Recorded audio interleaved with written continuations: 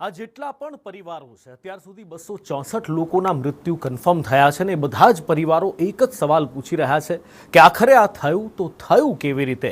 ઘણી બધી શંકાઓ, ઘણા બધા સવાલો છે અને એના જવાબ મેળવવાના પ્રયત્નો થઈ રહ્યા છે. અમે પણ એ પ્રયત્ન કરી રહ્યા છીએ અને એના જવાબો શોધવા માટે મારી સાથે એવિએશન એક્સપર્ટ શીતલબેન જાડેજા જોડાયા છે. શીતલબેન, સંદેશ ન્યૂઝમાં આપનું સ્વાગત છે.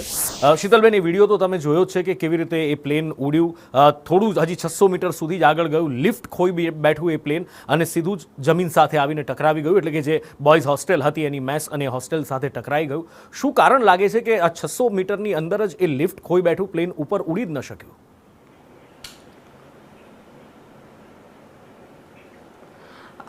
જનરલી જોવા જાય તો ટેકનિકલ તો દે વિલ ગેટ ધ એ લોકોને માહિતી આપશે કે ભાઈ કઈ રીતે આનું શું કારણ છે. પણ આમ જોવા જાય તો બે જે વિઝ્યુઅલ્સ આપણે જોઈ છીએ એની ઉપર એમ લાગે છે કે બે એન્જિન છે એ ફેલ થઈ ગયા છે અને એટલો લોઅર એટીટ્યૂડમાં એન્જિન ફેલ થઈ ગયા હતા કે પાયલટના હાથમાં પછી વસ્તુ ન રહે કે he can land safely anywhere એમ. અચ્છા શીતલબેન, આપણે જ્યારે જોયું કે રનવે ઉપરથી જ્યારે પ્લેન ઉડે છે તો એકદમ પરફેક્ટલી, કારણ કે 300 આ જે બોઈંગ 7878 ડ્રીમ લાઇનર છે લગભગ 300-350 કિલોમીટરની એ સ્પીડ પકડે અને પછી જ એ ટેક ઓફ કરી શકે છે. એ ટેક ઓફના વિડીયો આપણે જોયા કે જે એરપોર્ટના સીસીટીવીમાં આવ્યા, બિલકુલ બરાબર રીતે થાય છે અને પછી અચાનક એ પ્લેનનું એન્જિન એને તાકાત નથી આપતું. તો એનું શું કારણ હોઈ શકે? Either it can be a bird heat કે પછી કોઈ ફ્યુલ સપ્લાય ફેલિયર, શું હોઈ શું શકે? શું છે એ તો તપાસ પછી જ ખબર પડશે, પણ વી કેન ગેસ કે શું હોઈ શકે.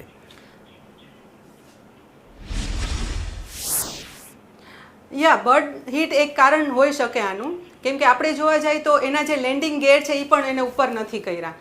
દેટ મીન્સ કે જ્યારે ઉપર ગયું ને જેવું એને ટેક ઓફ કર્યું છે અને એના બે એન્જિન ફેલ થઈ ગયા છે.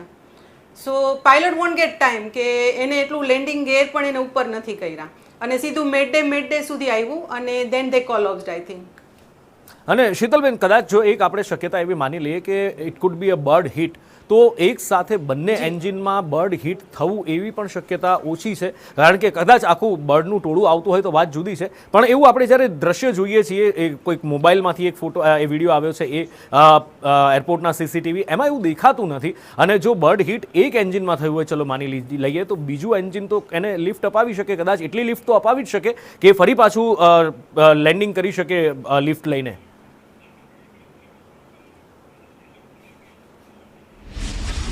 હવે આની અંદર વધારે તો ટેકનિકલ થિંગ્સ છે. Then they will get the info from FDR. એ લોકોને જે મળ્યું જ હશે કે આનું રીડિંગ કેવું છે એ લોકોને, અને એના પછી I think they will gate more clarity on this part. અચ્છા શીતલબેન, જ્યારે કોઈ પ્લેન પણ બે એન્જિન ફેલ છે ધેટ ઇઝ ફોર શ્યોર. જી. એક વાત એ પણ છે કે જ્યારે પ્લેન ટેક ઓફ અને લેન્ડિંગ કરતું હોય એ વખતે એના ફ્લેપ સેટિંગ્સ પણ બહુ જ મહત્વના હોય છે. જી, તો એની ઉપર પણ હજી હું એ જ કહું છું કે વધારે કમેન્ટ છે ને તમને એક્સપર્ટ કમેન્ટ વધારે આવશે કે જ્યારે એના રીડિંગ બધા બહાર આપશે કે એમાં ટેકનિકલ એક્ઝેક્ટલી શું ફોલ્ટ હતો પ્લેનની અંદર. I think they gate that FDR also, એને જે ડિવાઇસ હોય છે એ લોકોને મળી ગઈ હશે ને એના ઉપર I think they started working on that part. હા, એટલે એ લોકો એમાં એને એનાલિસિસ કરે કે એક્ઝેક્ટલી શું વસ્તુ હતો આની અંદર. બિલકુલ, એટલે એ તો એનાલિસિસ કરશે જ્યારે ફ્લાઇટ ડેટા રેકોર્ડર, એમાં તો એક સેકન્ડની, માઇક્રો સેકન્ડની માહિતી હોય છે, કારણ કે પ્લેન ઉપડે ત્યાં સુધીની કઈ હાઈટ ઉપર ગયું, કયું ઇક્વિપમેન્ટ કામ કરે છે નથી કરતું, એક માઇક્રો એમાં માહિતી હોય છે, રાઈટ. પણ અત્યારે આપણે જે જોઈએ છીએ દર્શકોને એ અત્યારે જાણવું છે કે શું થયું હોઈ શકે. તો આપણને જે દ્રશ્યમાન છે, અને યુ આર એન એક્સપર્ટ, તો વોટ યુ આર ફીલ, તમે શું ફીલ કરી રહ્યા છો, તમને એક એક્સપર્ટ તરીકે શું દેખાઈ રહ્યું છે? વી just want to know that. હા, એક્સપર્ટ તરીકે હું એટલું કહી શકીશ કે એન્જિન ફેલ થઈ ગયા, અને એન્જિન ફેલ થયા એનું જે એલ્ટિટ્યુડ હતું એ બહુ જ ઓછું હતું કે પાયલટને એ વસ્તુ કરવાનો ટાઈમ જ ન રહ્યો સેફ લેન્ડિંગનો. અધરવાઇઝ બે એન્જિન ફેલ થાય છે તોય પણ આપણે જોયું છે કે પાયલટ ઘણીવાર લેન્ડિંગ કરી શકે છે, હી કેન લેન્ડ, પણ એના માટે એને મિનિમમ એક એલ્ટિટ્યુડ જોઈએ કે એ એલ્ટિટ્યુડની અંદર બે એન્જિન ફેલ થયા હોય અને હી કેન લેન્ડ દેટ થિંગ. અને ચલો આગળ કોઈ નદી આવી કે કંઈ પણ આવ્યું, સી આવ્યું, તેની અંદર એ લોકો સેફ લેન્ડિંગ કરી શકે. જી. બિલકુલ, અહીંયા તો એમને એ મોકો જ નહીં મળ્યો, કારણ કે માત્ર 600 મીટર અને 190 મીટરની જ આઈ સપોઝ ઊંચાઈ હતી, એનાથી વધારે કદાચ ઊંચાઈ પણ નહોતી, એટલે એને ગ્લાઇડ કરી શકવાના કોઈ ચાન્સીસ અહીંયા હતા જ નહીં, અને એટલે જ ઊંચાઈ ખોઈ અને સીધું જ એ આવીને એક આગનો ગોળો બની ગયું. પણ આમાં એક ફ્યુલ આપણે ભૂતકાળની અંદર શીતલબેન કેટલાક કેસીસ એવા સામે આવ્યા છે એર ક્રેશના, કે જે એર ક્રેશ ઇન્વેસ્ટિગેશનના કેટલાક કેસ મેં સ્ટડી કર્યા હતા. એટલે એમાં એક વસ્તુ એ પણ સામે આવી હતી કે જ્યારે ફ્યુલ ભરવામાં આવતું હોય છે તો એની અંદર એક ફિલ્ટર હોય છે. જો એ ફિલ્ટર જૂના થઈ ગયા હોય તો એના માઇક્રો પાર્ટિકલ્સ ફ્યુલમાં ભળતા હોય છે અને ફ્યુલ પંપને ફેલ કરી દેતા હોય છે. કદાચ આ પણ એક શક્યતા હોઈ શકે.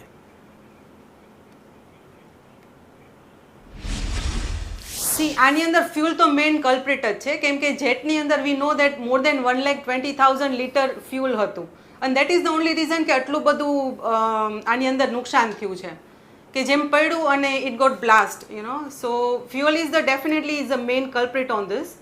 એ તો છે જ. પણ again I am telling you કે technical part we can't say right now કે એ લોકોનું શું હશે શું નહીં હોય. બિલકુલ શીતલબેન, આપે આપનો કિંમતી સમય ફાળવ્યો, આપ અમારી સાથે પણ જોડાયા. એક અનફોર્ચ્યુનેટ છે ધેટ ઇઝ ધેર. અને ji please go ahead, please go ahead, please go ahead. અને એવિએશન હિસ્ટ્રીમાં I think this is the worst case we have ever scene.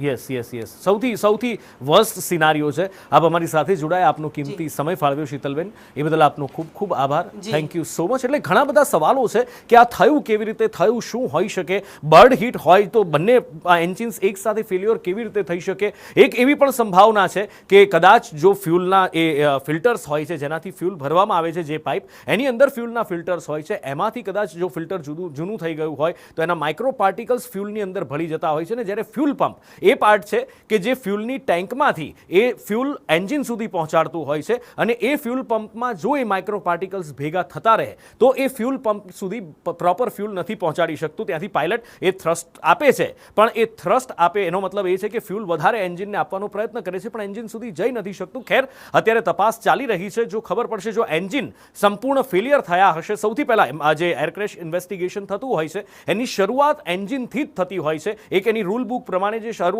કરવામાં આવે છે એ એન્જિનથી તપાસ શરૂ થાય છે, કે એન્જિન જ્યારે જોવામાં આવે છે તો જ્યાં પણ પ્લેન ફસડાઈ પડ્યું હોય અથવા ક્રેશ થયું હોય તો એના એન્જિનની અંદર જો પથ્થર કે પછી ધૂળ અથવા ઘાસ એ બધું જોવા મળતું હોય, અને એન્જિનની બ્લેડ્સ જો વળી ગયેલી હોય તો એવું માનવામાં આવે છે કે ક્રેશ સમયે એન્જિન ચાલુ હતા, અને જો ચાલુ હતા તો પછી અકસ્માત કેમ થયો એ શોધવામાં આવશે. અત્યારે ટીમો તપાસ કરી રહી છે, અને એ એન્જિન ચાલુ હતા કે કેમ એની કન્ડિશન પરથી સૌથી પહેલાં ખબર પડશે, અને ત્યારબાદ આગળ ખબર પડશે. પણ બની શકે કે એનું પરિણામ આવતા, આનો જવાબ મળતા કે આ દુર્ઘટના કેમ થઈ, કદાચ મહિનાઓ પણ વીતી જાય.